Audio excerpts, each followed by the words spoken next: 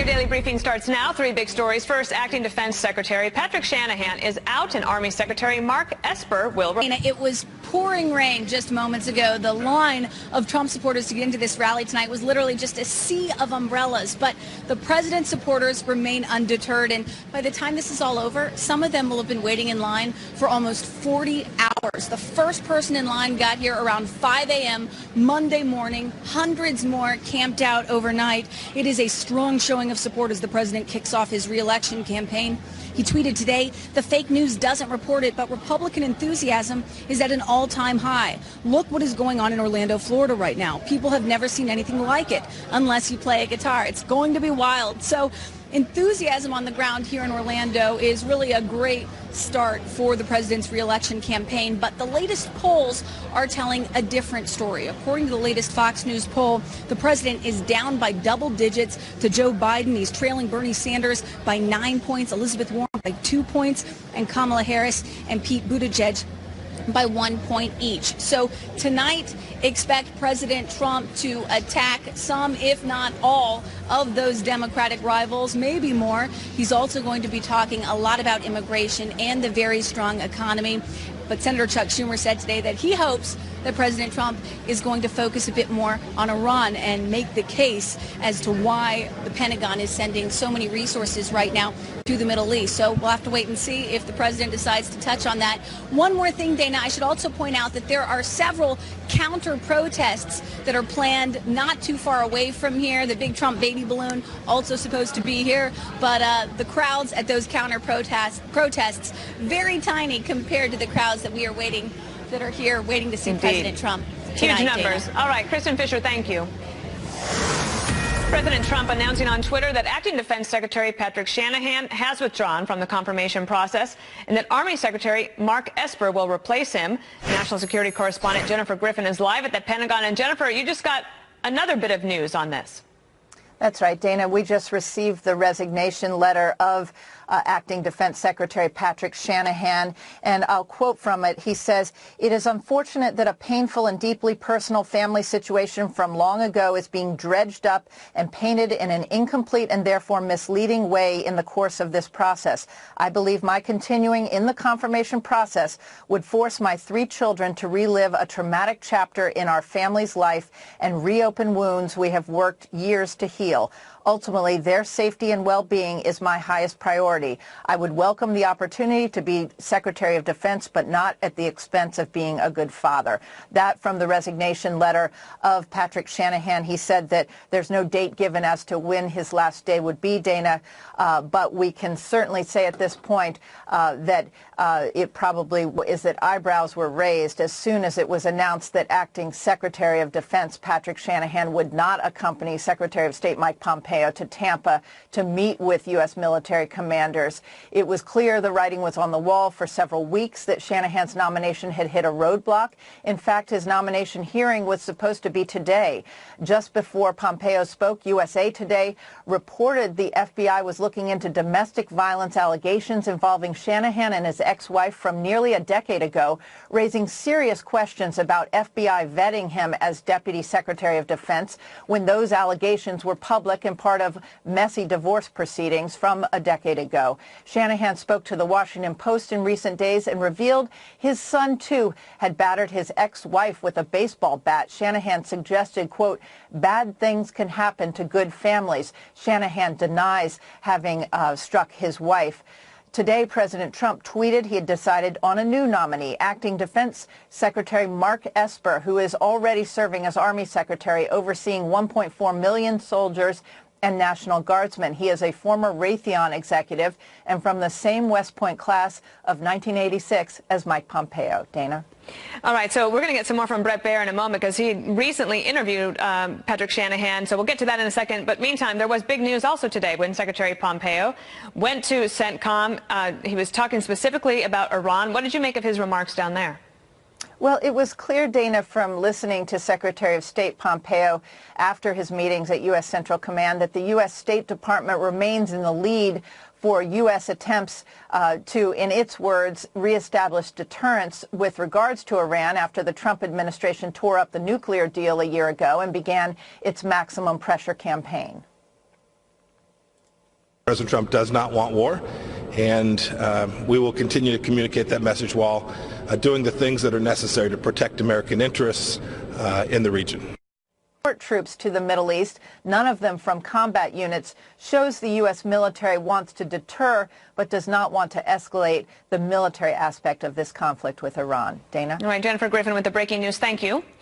For more on this, let's bring in Brett Baer. He's anchor of Special Report. Brett, there's a lot to cover, and we're going to make the most of these moments with you. Could I play just a little bit of sound from your April interview with Patrick Shanahan when he was the acting defense secretary? Take a listen. Does the acting affect your job at all, the fact that you're acting defense secretary? My mother asks me this question all the time, when are you going to be nominated? And what I tell her is, it's an honor and a privilege to serve our country. And I will serve in any capacity the president sees fit. I don't wake up in the morning and think about whether I'm going to be nominated. I do the job. All right, Brett, let's get your thoughts on that. And then just a couple of months ago, and the news that we have today, he has just submitted his resignation letter. Yeah, the point of that soundbite really is to show you how much he wanted this job.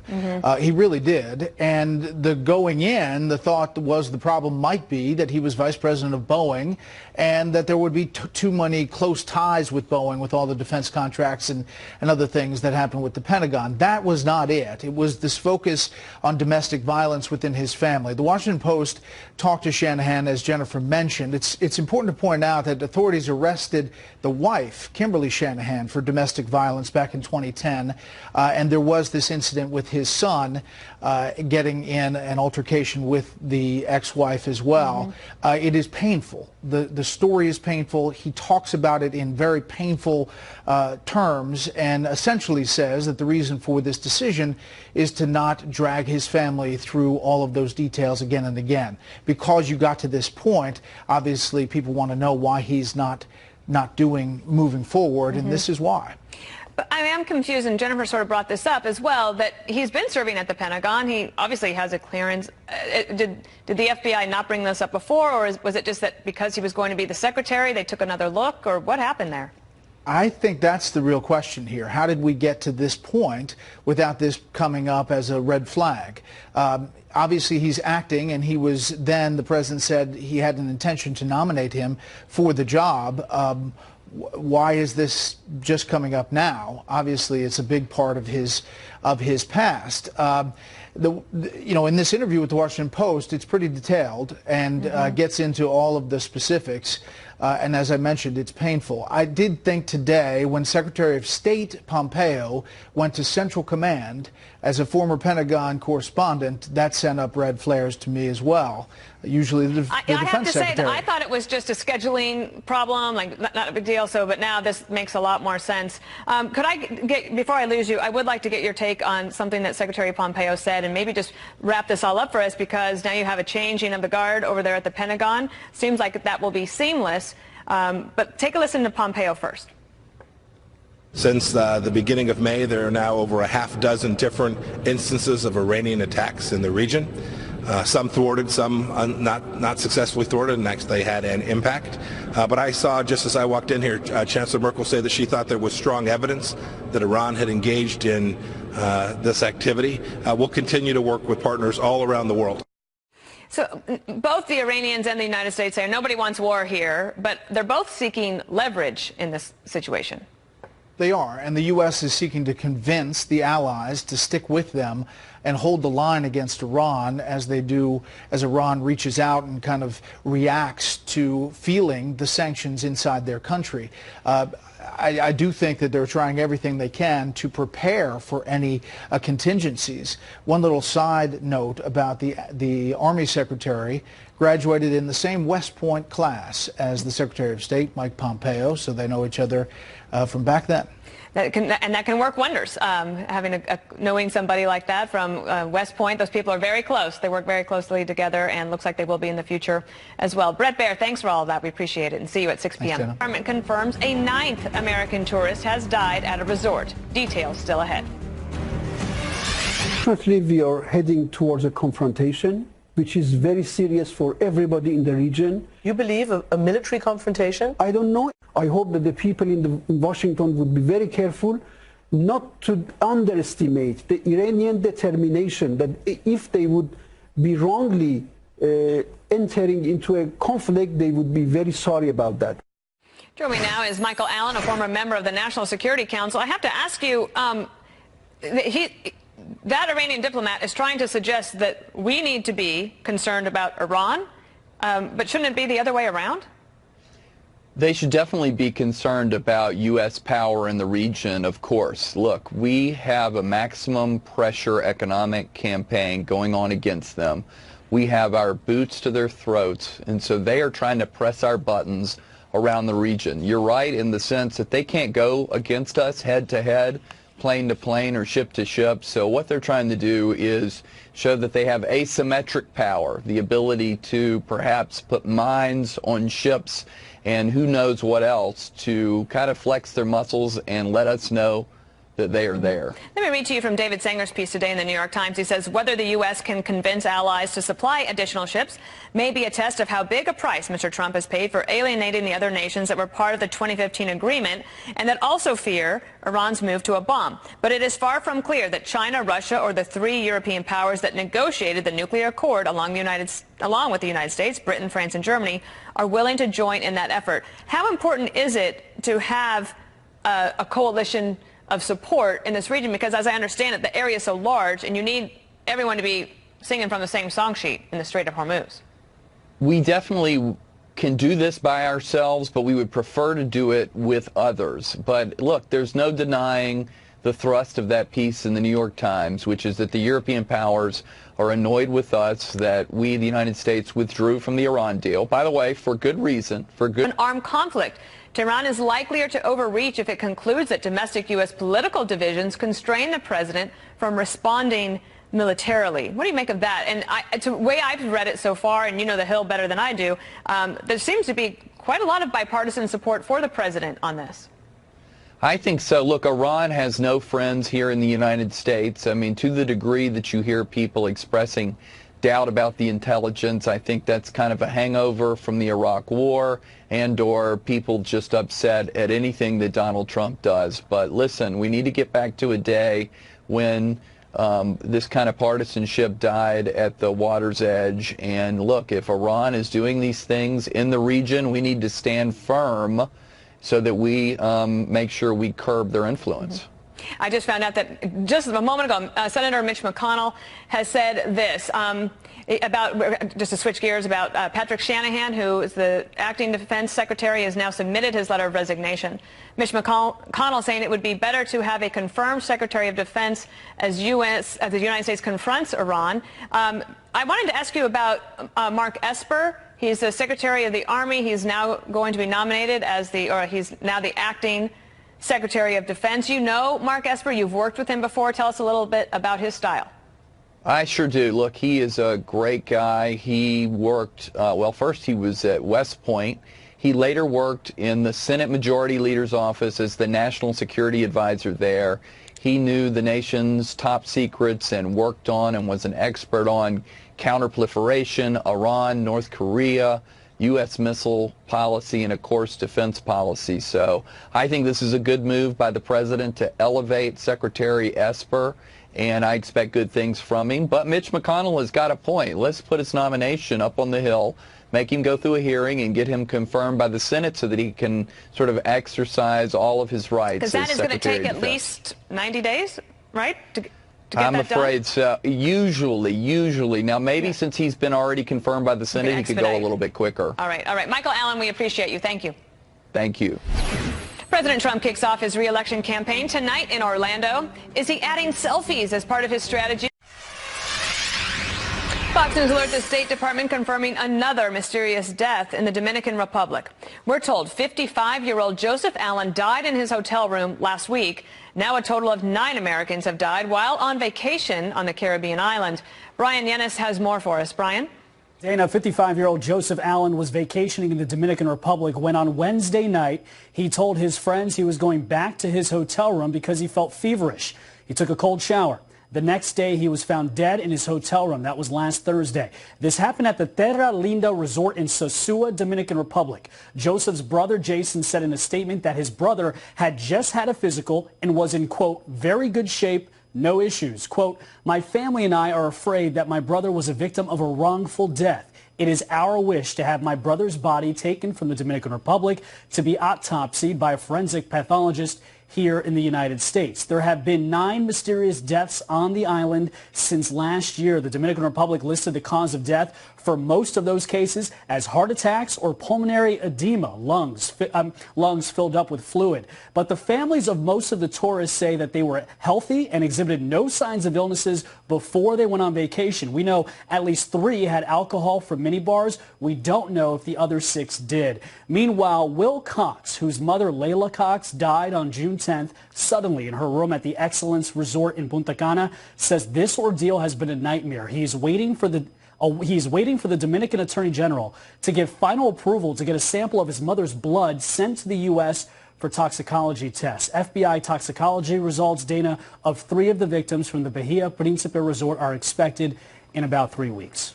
Dana? Brian, has the State Department issued a travel advisory warning against going to the Dominican Republic? They have not, and I've been told they're waiting for these toxicology tests to come back so they can understand exactly what they're dealing with. The Dominican Republic right now is on a level 2. That means that Americans should exercise increased caution. That's out of 4 levels, and of course level 4 means do not travel. So. And then what's the latest on the David Ortiz case that's happening at the same time? Right. So Dominican court documents have identified a man named Alberto Miguel Rodriguez Mota as the alleged mastermind who paid hitmen nearly $8.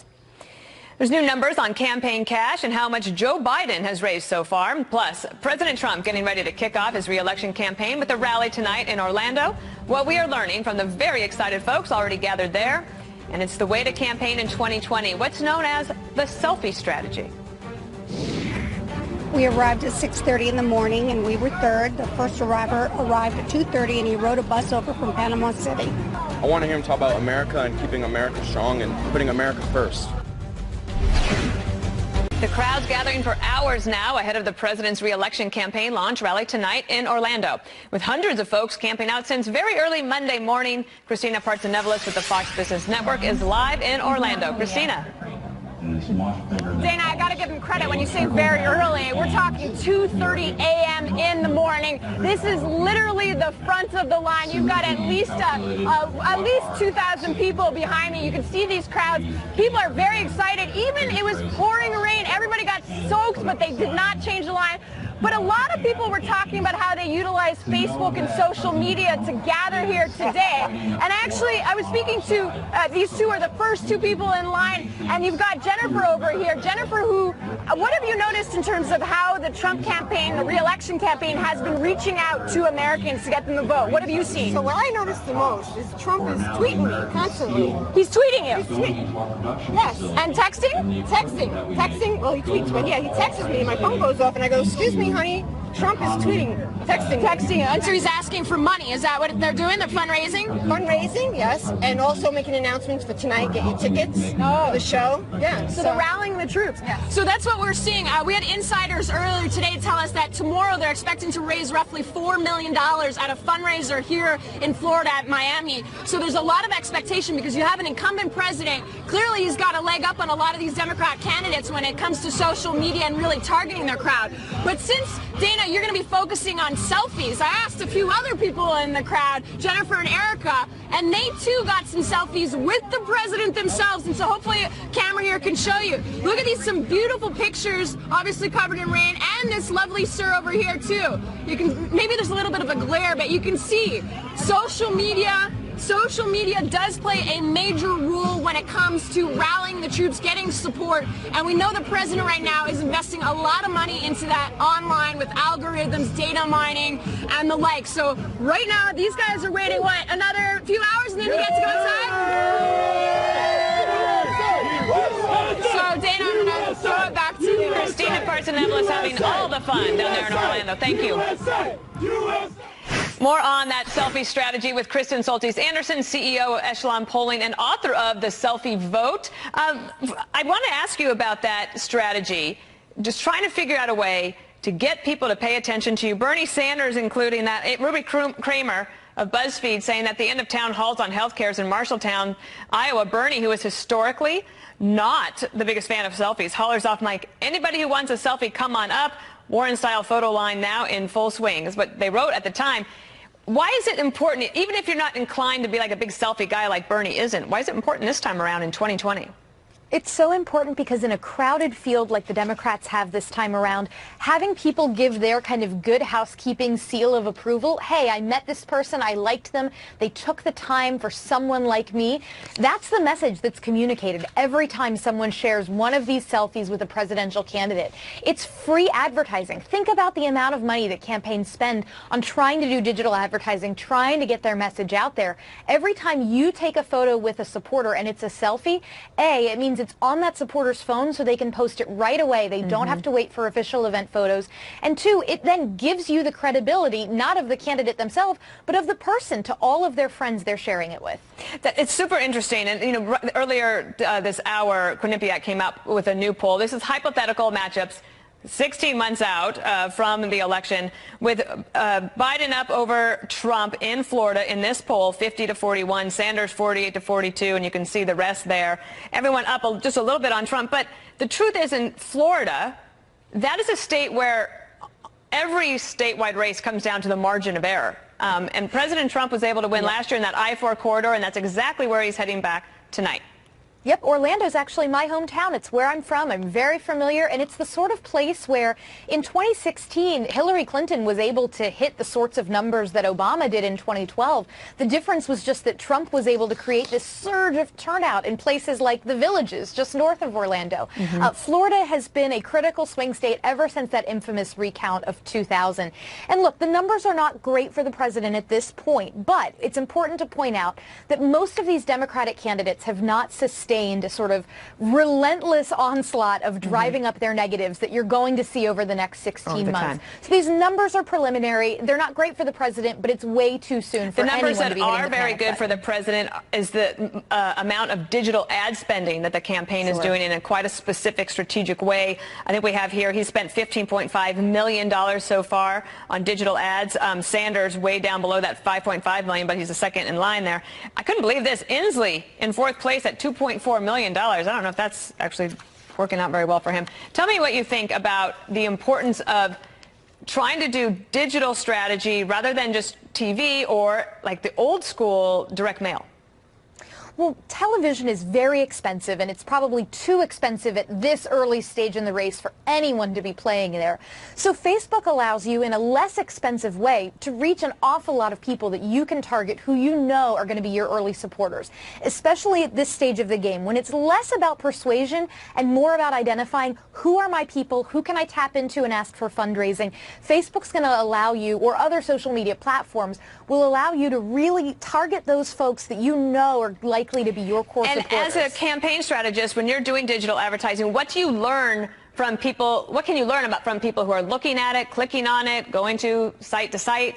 What do you learn from that point of view? Well, being in the polling world, you know, typically the conventional ways you would test a message is you could do a poll or you could do a focus group. But through digital, you can now put a bunch of different versions of a message out there, a bunch of different images, a bunch of different ways to word or phrase what someone's position is. And you can see which ones get the most engagement. Now, again, engagement doesn't mean you're persuading everyone, but it can tell you, is there something that's catching fire? Is there something here that people are really grabbing onto? It gives you an awful lot of information that just 10 years ago, campaigns were only beginning to understand. So the Obama campaign really showed McCain's campaign what the digital strategy could be, how you can use that to have a leg up. How have things changed in the 10 years since then? They've changed an awful lot. Back in 2007, actually, you had the Obama team kind of getting grassroots support from very young people in Iowa, college kids, back when Facebook was mostly a thing for college kids, people in their early 20s. That has changed an awful lot. In fact, user growth on platforms like Facebook among older folks that are sort of more skeptical of getting their news from more traditional sources, they're loving Facebook as a way to sort of get news filtered to them by their friends. And so if you're someone like President Trump, you're going to find an awful lot of your supporters are very easily reached on a platform like Facebook these days. All right, love having your expertise. Thank you, Kristen Soltis Anderson in D.C. Thanks, Dana. Well, from big checks to rain checks, it's time for campaign trail mix. The frontrunner revealing a massive cash haul, a rival turning her back on champagne and caviar, and the uninvited making plans off the debate stage. Peter Ducey is live in Washington for us. Peter. Dana, Joe Biden told people ponying up $2,800 each at a private fundraiser in New York last night that they were validating him by signing checks and saying that they respect him and think he would do a good job, again, just by giving him money. He also spilled for these supporters at a penthouse on the Upper East Side of Manhattan that he's already received time meeting voters and thanking grassroots donors who can chip in what they can. Donate $3 to my campaign and you might just get a call from me to thank you. Warren's team posts videos of the Massachusetts senator calling some of those small dollar donors, and she has staked out a position as being the one Democrat running for president who says she will not carve out time on her schedule for deep-pocketed donors and who won't even talk to them on the phone. And so far, that strategy is not hurting her. She has doubled her support in a Fox News poll since March, climbing to 9%. Warren will be the headliner of the first Democratic debate next week. Steve Bullock wasn't invited to either debate. He didn't qualify with polling or donations, so he had to make some other plans, and now we know what they are. Televised town halls in Iowa and New Hampshire. The 10 Democrats on each debate stage are only going to have about 10 minutes or so each to talk, but Bullock will have a whole hour, 2 nights in a row on local TV in Iowa and New Hampshire, and he did just announce that he thinks he has qualified for the July debate, although no official announcement from the DNC there yet. Dana. All right, Peter Ducey, thanks for tracking that all down for us. We appreciate it. Fox News Alert Acting Defense Secretary Patrick Shanahan's last day will be Friday after announcing today he is withdrawing his nomination after reports of a decade-old allegation of domestic violence surfaced. Senate Majority Leader Mitch McConnell saying just moments ago the country needs someone confirmed to the position as tensions with Iran come to a head. I do think we're better to have a confirmed Secretary of Defense. I might say with regard to Mark Esper, we all know him. I think that's a good choice for acting. I do think we'd be better off by far to have a Secretary of Defense that was actually confirmed by the Senate. President Trump named Secretary of the Army Mark Esper to take over as acting defense secretary earlier this afternoon. President Trump threatening to begin deportations of millions of illegals between Mexico and Guatemala. But first, we go to Doug McKelway at the White House. Doug? And Dana, this proposal to begin the deportation of millions of illegal aliens next week is very, very thin on details. The first we heard of it last night, as you suggested, was in a presidential tweet. It said, and I quote, "Next week, ICE will begin the process of removing the millions of illegal aliens who have illicitly found their way into the United States. They will be removed as fast as they come in." The president added a second part to that tweet saying Guatemala is getting ready to sign a safe third agreement. The only ones who won't do anything are the Democrats in Congress. Well, since last night's tweet, the White House has been pretty much mum, with the exception of an official statement which came out this morning, which did not shed a lot of light on what the president suggested last night. It said there are more than 1 million illegal aliens who have been issued final deportation orders by federal judges, yet remain at large in this country. Yet illegal aliens not only refuse to appear in court, they often obtain fraudulent identities, collect federal welfare, and illegally work in the United States. The White House statement made no mention of when this enforcement crackdown would begin. But ICE Director Mark Morgan did tell reporters earlier this month that there would be some kind of enforcement action and that families and children would be involved.